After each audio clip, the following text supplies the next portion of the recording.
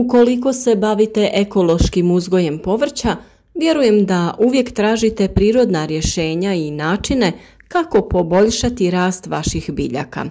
Postoji mnogo dodataka koji nisu štetni i koji mogu potaknuti vaše biljke na bolji rast i bolje plodonošenje. Odlična prihrana za plodonosne biljke i cvijeće je kvasac. On je odličan pomoćnik u prihrani bilja jer potiče njihov rast. Dolazi u raznim oblicima, pa ga možete pronaći kao svježi kvasac u kocki ili suhi kvasac u granulama. On posjeduje mnoge hranjive tvari poput vitamina B skupine, beta-glukana, biljnih hormona i minerala te kalija i magnezija. Biljke u razdoblju cvjetanja i vegetacije može se djelotvorno prihraniti otopinom kvasca i šećera u vodi ili otopinom kvasca u mlijeku. U kvascu možemo pronaći kalij, natrij, proteine, kalcij, magnezij, vitamin B6 i B12, željezo, vitamin C te biljne hormone poput auksina. Biljni ili fitohormoni su hemijske tvari koje kod biljaka uzrokuju diobu stanica, povećanje mase stanica, diferenciju i morfogenezu. To su prirodne tvari tipično nađene u raznim biljkama i raznim mikroorganizmima, kao i kvascima. U kvascima su nađeni biljni hormoni auksini, a oni se primjenjuju za razmnožavanje voćaka, ukrasnog bilja, drveća, cvijeća i reznica, poticanje rasta ploda kod paradajza, krastavca i jabuka, za suzbijanje korova, za sprječavanje otpadanja prerano dozrelih plodova. Kvasac ili germa se može naći u raznim oblicima. Kvaščev kolač, suhi instant aktivni kvasac, granulirani i tekući kvasac koji se inače koristi za potrebe pekarstva. A kakav to utjecaj kvasac ima na biljku?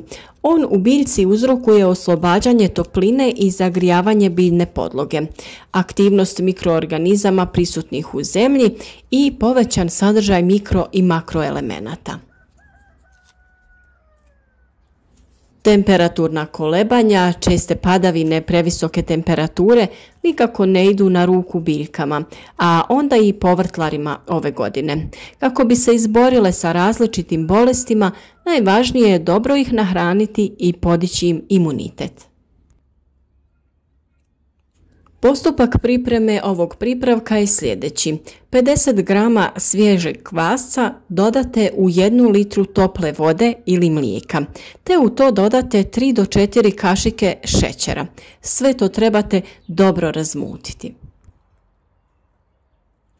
Pazite da voda ne bude pretopla jer će uništiti gljivice u kvascu.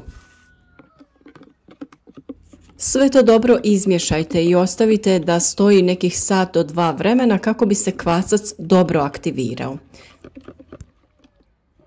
Nakon tog vremena potrebno je ovu tekućinu razrijediti sa 50 litara vode i sve to dobro promiješati i spremno je za korištenje na vašim biljkama.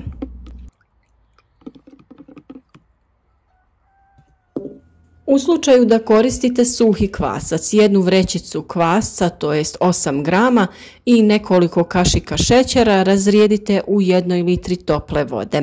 Ostavite također sat do 2 vremena da dobro se aktivira kvasac, te tada razrijedite u 50 litara vode.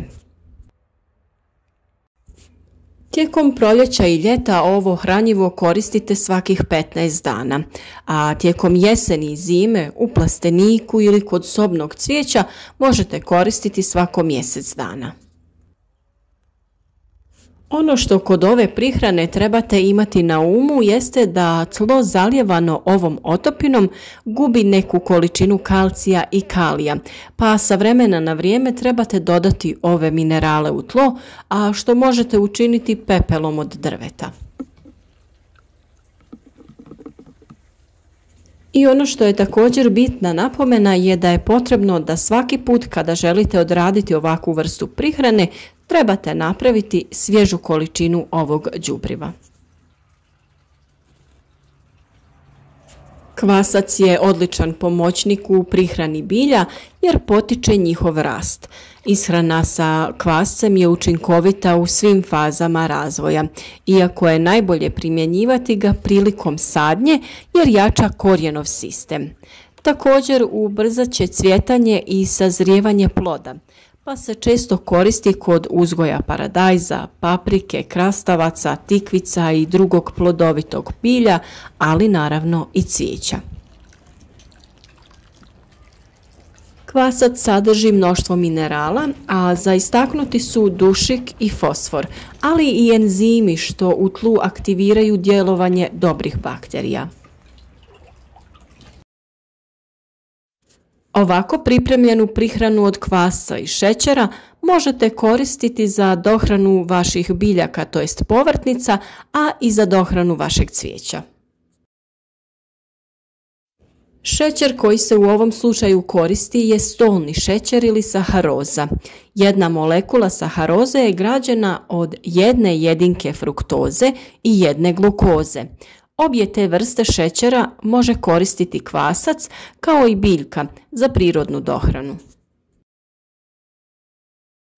Dodatkom saharoze u otopinu vode i kvasca potiče se aktivacija i razmnožavanje kvaščeve biomase.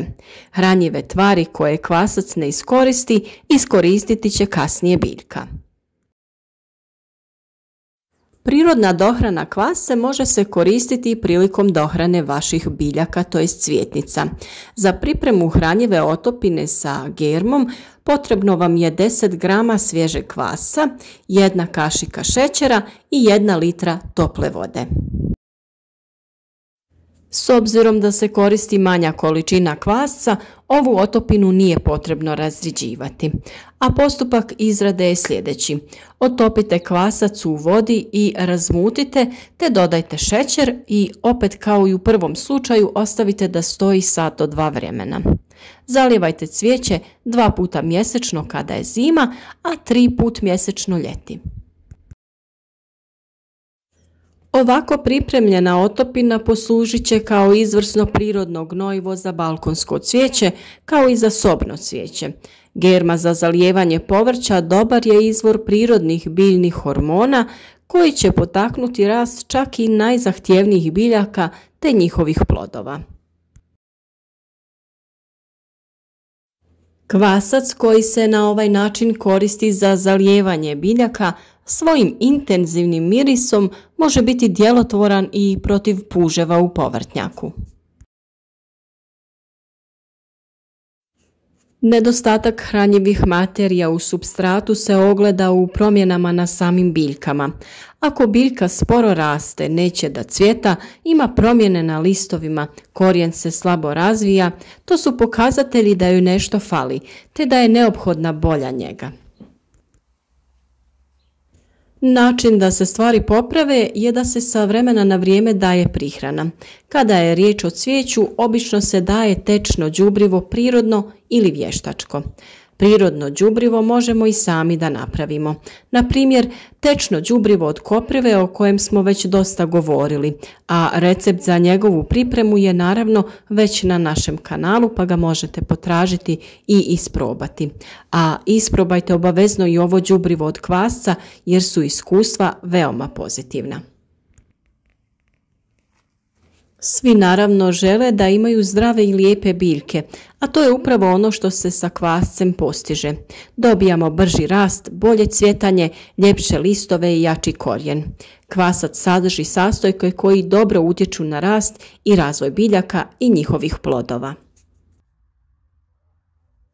U zavisnosti koliko vam je rastvora potrebno za zalijevanje vaših biljaka, vi ćete proporcionalno napraviti dovoljnu količinu.